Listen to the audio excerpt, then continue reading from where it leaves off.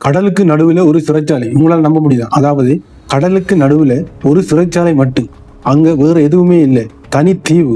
அதாவது இது எங்கிட்டு சொன்னா அமெரிக்காவின் சான் பிரான்சிஸ்கோ வளைகுடாக்கு பக்கத்துல அல்ட்ராஸ் காஸ் என்று சொல்ற ஒரு தீவு.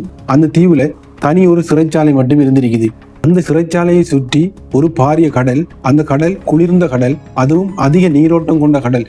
அந்த சிறைச்சாலையிலிருந்து தப்பிக்க நினைக்கிறதே சாத்தியமற்ற விஷயம்.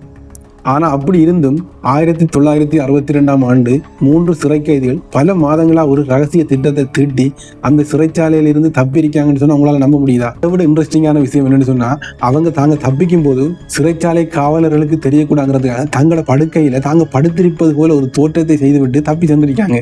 எப்படிப்பட்ட புத்திசாலிகள் பாத்தீங்களா? அதை விட இன்ட்ரெஸ்டிங்கான ஸ்டோரி என்னன்னு சொன்னா, அவங்க ஜெயிலில் கிடைச்ச சின்ன சின்ன விஷயங்கள் எல்லாம் வச்சு ஒரு கட்டு மரமாய் கட்டி அதுல தப்பிச்சு போயிருக்காங்களாம். ஆனா சோகமான விஷயம் என்னன்னு சொன்னா, தப்பிச்சு போனாக்கள் கரைக்கு போய் சேர்ந்தாங்களா இல்ல இடையில கடல்லையே மூழ்கினாங்களா என்று சொல்லி இதுவரைக்கும் எந்த ஒரு தகவலும் இல்லை. ஆனா ஒரு முக்கியமான விஷயம் என்னன்னு சொன்னா, இந்த சிறைச்சாலை தப்பிப்பு தான் இதுவரைக்கும் உலகத்திலே ஒரு பிரபலியமான சிறைச்சாலை தப்பிப்பாக பார்க்கப்படுகிறது. இதை பத்தி நீங்க என்ன நினைக்கிறீங்க? அதே போல அவங்க தப்பிச்சிருப்பாங்களா இல்ல இறந்திருப்பாங்களான்னு சொல்லி நீங்க கமெண்ட்ல சொல்லுங்க. உங்களுக்கு இந்த வீடியோ பிடிச்சிருந்தா லைக் பண்ணுங்க. அதே போல இன்னும் நிறைய வீடியோக்கு என்னைய ஃபாலோ பண்ணிக்கொள்ளுங்க. நன்றி.